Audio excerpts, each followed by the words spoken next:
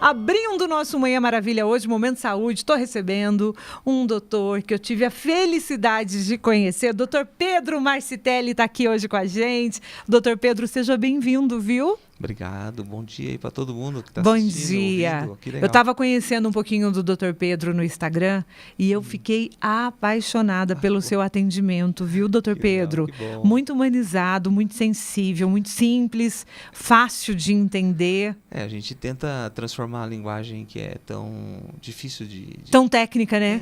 É uma coisa tão cheia de palavras esquisitas, né? Difíceis de pegar ali, para que todo mundo consiga entender de uma forma simples, né? E tirar muitos dos mitos, das coisas que são meio, nossa, será que pode, será que não pode? A gente tenta quebrar um pouco disso mesmo para facilitar. Mas vamos começar conhecendo um pouquinho você. Eu sei que você é pai da Marina. Isso mesmo. Marina linda, isso, que Marina. tem 6 anos de idade, Isso, 7. Já tá com completou 6, 7? Vai fazer 7 daqui a pouquinho. Entendi. Eu tenho o Davi de 10 e ele fala pra mim assim, mãe, eu tenho 10,5. Ele vai contando o dia do aniversário dele. Certo, Marina é isso assim mesmo. também, Pedro? A Marina fica um pouquinho assim, ela fica sempre esperta ali para esperar, aí escolhe um presente, aí escolhe uma viagem, meu Deus. passear. Cada Essas coisa crianças estão muito sabidas, né, doutor Pedro? Graças a Deus. E aí o doutor Pedro é casado com a doutora Renata. Isso, a Renata, minha esposa é dermatologista. Maravilhosa. Gosta de tratar da pele de todo mundo. Ai, que gostoso. E olha, o do Pedro, ele estava me contando que a família dele é uma família de médicos. Também tem um irmão que é pediatra, né, Pedro? O Ricardo é professor aqui da Faculdade de Medicina em Que Taubaté, legal. E foi meu professor, meu guru aí. Nossa, só tenho que agradecer sempre. Uma inspiração, né? Os meus irmãos sempre. O Pedro, ele é guitarrista, gente. Temos um pediatra guitarrista. O que você gosta de tocar, Pedro? Olha, Inclusive, você trouxe a sua guitarra para dar uma palhinha pra gente hoje. Imagina só se eu trouxesse. Ai, gente, todo mundo ia fugir da rádio no minuto. Nada. Sabe o que é engraçado? Eu tocava na noite durante a faculdade. Foi o que me sustentou durante os últimos 3, 4 anos ali da faculdade. Você já foi músico, então? Eu me divertia. O que você gostava de tocar? Então, eu tocava em banda de rock nacional. Eu adoro. Eu gostava muito de rock nacional. Eu tocava os Paralamas, os Titãs, as coisas assim, a gente tocava. E era uma época que tocava também bastante Detonautas, sabe aquela época dos Ai, anos que legal.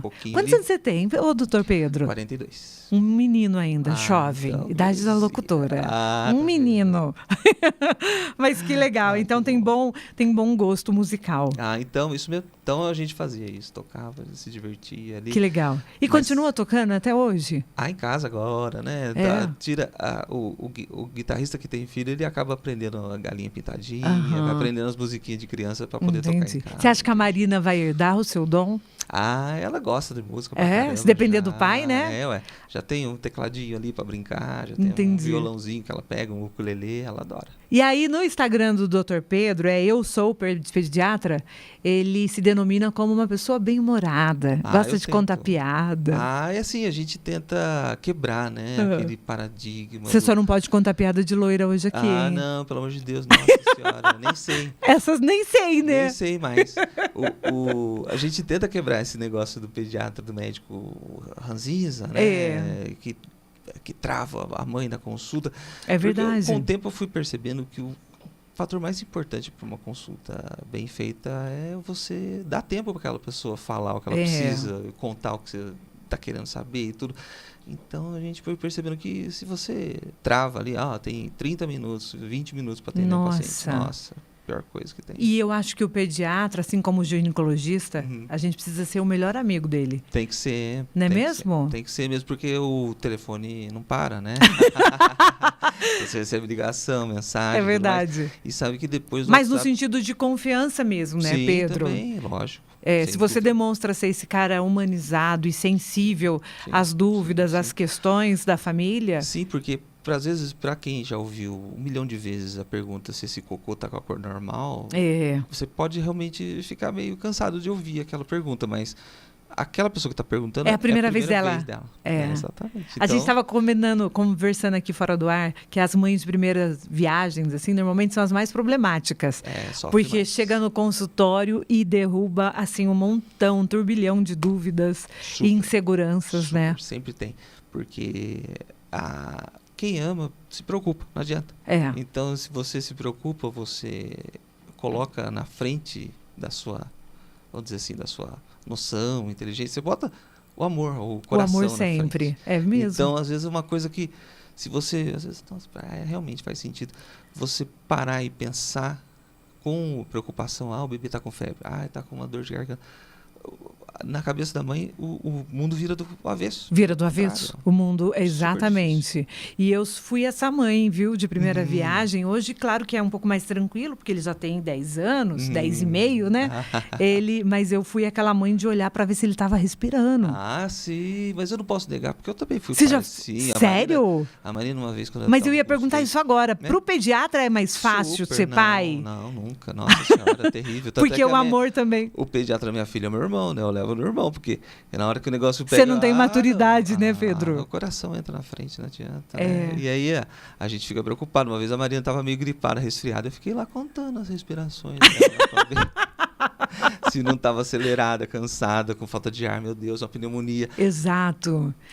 Eu ia perguntar isso para você. Mudou o seu atendimento como médico depois que você teve a Marina? O que você acha? Meu mundo virou totalmente do avesso, a verdade. É mesmo, Pedro? Porque, assim, eu era um plantonista, né? Fazia muito plantão, de pronto-socorro, de UTI. Fazia sempre esse perfil de médico de hospital mesmo, né? Aquele que cresceu assistindo IAR, né? O plantão médico, né? Aquela coisa que delícia. De ficar no hospital. A Marina veio e virou tudo do avesso. Eu passei a perceber que Você desacelerou?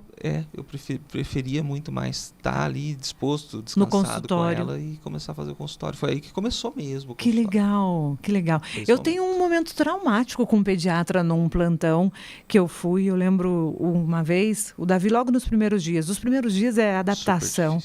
É difícil demais. E aí eu fui uma mãe velha. Eu tive o Davi com 32 para 33 anos. E aí, mas mesmo assim, parece que quando nasce o seu, a gente desaprende tudo aquilo que a gente achava que sabia, né, Pedro? Cursos, chega na hora, meu Deus, o que eu faço? E aí eu corri no Policlin, no pronto atendimento lá, numa madrugada, ele não parava de chorar, eu já tinha dado leite, visto a fralda, porque a gente primeiro faz o checklist, né? É fome, não é fome, é fralda, não é fralda, não sei o quê, mas não sei o quê. E não era nada, e ele esgoelando, corri, coloquei no carro e fui pronto-socorro, porque um bebê chorando é pronto-socorro, né?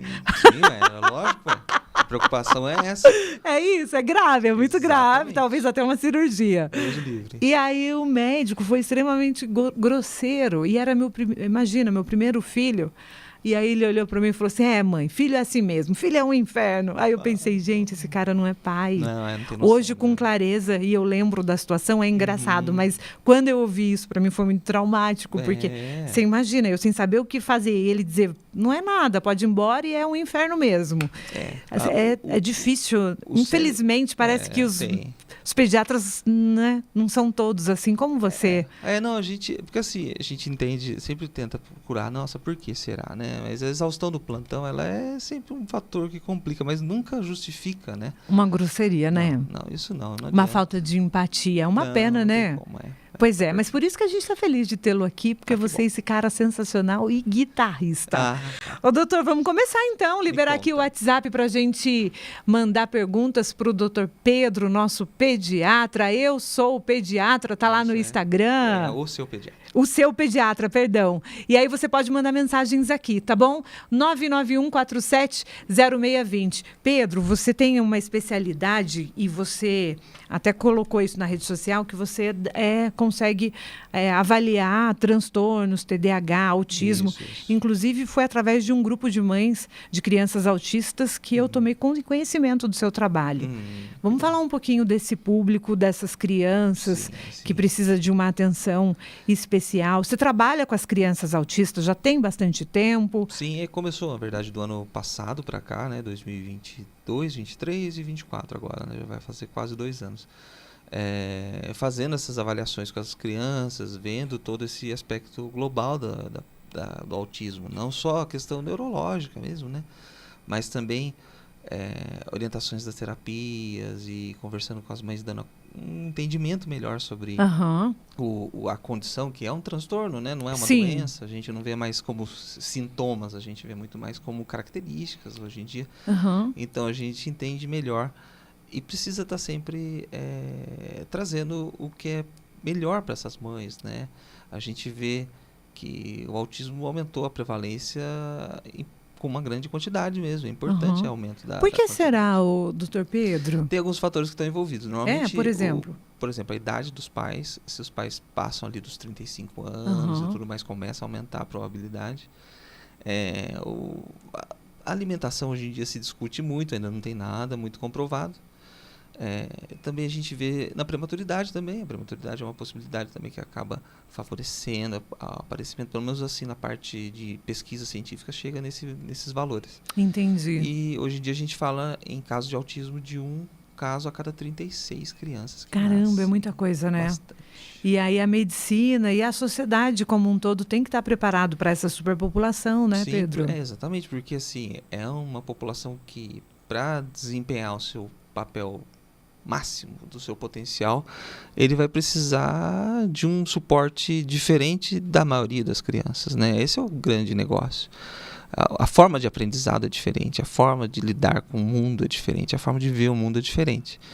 Então acaba sendo uma relação que a gente tem que ter um cuidado maior. Por quê? Porque aquela pessoa tem o potencial para ser o que ela quiser no mundo, na vida. Sim, ela só precisa do estímulo. E eu acho que os pais precisam estar atentos em relação a essa descoberta. O quanto antes é melhor, não é, doutor Pedro? Sem dúvida. No autismo, o tempo é cérebro, né? Como se diz os estudiosos, né? Quanto mais cedo se inicia uma terapia para a criança aprender a falar, aprender a se comunicar, aprender a lidar com as sensibilidades, né? De barulhos, de sons, de tudo. Quanto mais cedo você começa a tratar essa história, mais fácil a criança sair dos sinais mais complicados. E a partir de quanto tempo uma criança eu consigo já diagnosticar? Um pai, uma mãe já consegue perceber que pode ter algum transtorno? Na verdade, assim, o autismo ele está ligado muito à dificuldade em você olhar no olho. Esse é o grande estopim do autismo, assim, né? E através dele surgem outras necessidades. Não pode existir um autista que olhe no olho? Nunca. Ele aprende.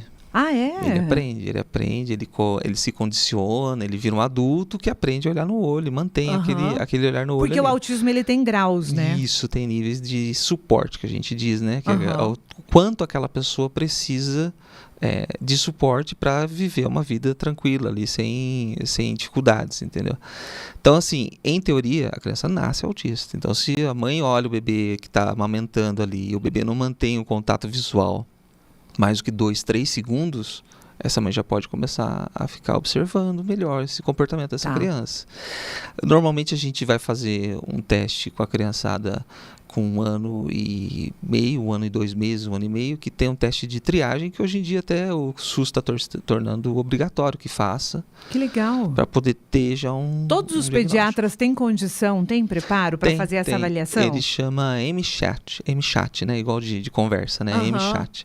E é um teste relativamente simples, né? Não é muito demorado, mas ele é um teste que você questiona justamente isso, o tempo de olho no olho, se a criança responde quando ela é chamada, se ela sorri de volta para você. Todos esses sinais que você tem que observar na criança que tem o autismo, né? Legal. Eu pedi para os ouvintes, ontem eu comentei que você ia vir aqui, né? Se tivesse perguntas para mandar para o Dr. Pedro, que pudesse mandar por aqui. Aí, as perguntas mais comuns e que você já deve ter ouvido também lá no consultório. Muita mãe mandando pergunta aqui para a Nina sobre os sinais, né? A mãe consegue detectar perceber alguma mudança. Sim, perfeito. Como que vai ser a vida dele? Uma criança, eu acho que é uma das dúvidas mais comuns que deve aparecer lá no consultório, né, doutor? Eu falo para as mães, o sonho da mãe autista é ver o filho entrando no casamento, vivendo uma vida plena, de acordo com a visão da mãe, né? Porque também não precisa casar, não precisa ter filho, ninguém para ver a vida pra plena. Para você ser feliz, não precisa. Mas, como a mãe tem filho, ela vai acabar tendo um pouco esse espelho de querer ver acontecer, né?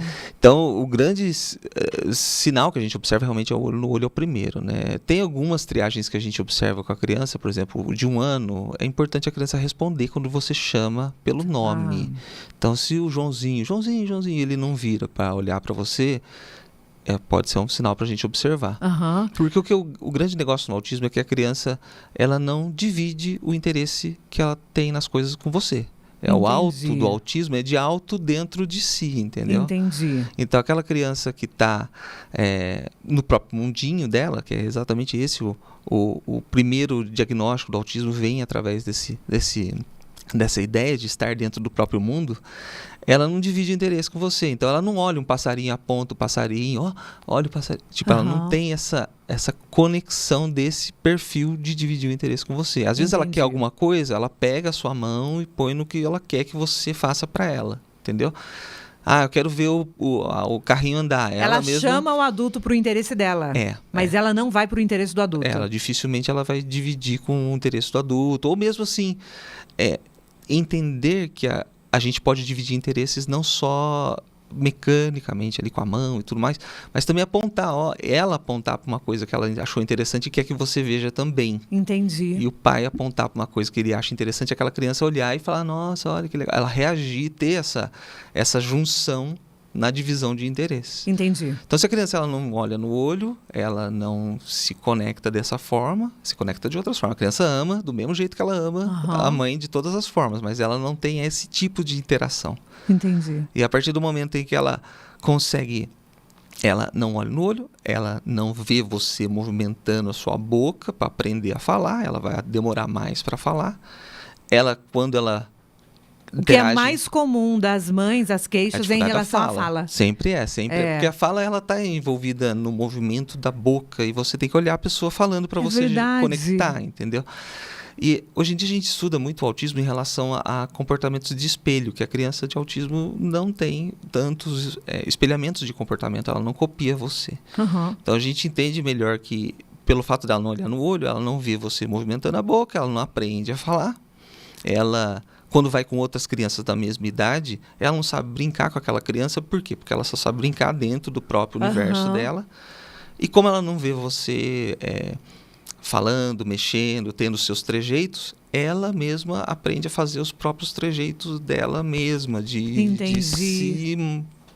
vamos dizer assim, ela cria uma outra linguagem corporal. Própria, exatamente. É maravilhoso. Que a gente chama de estereotipias de comportamento, que é quando a criança faz uma autorregulação do próprio, as sensações através de movimentações, entendeu? A criança, quando joga o corpo para frente e para trás, ela está regulando o labirinto dentro do ouvido para recuperar o equilíbrio, para se sentir confortável.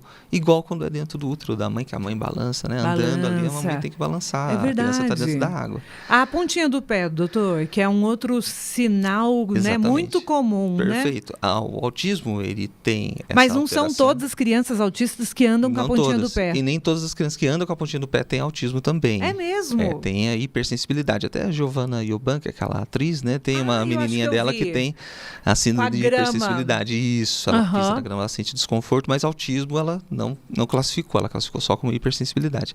É que quando o cérebro vai ser formado dentro do útero, a criança também está passando pelo processo de criação da própria pele.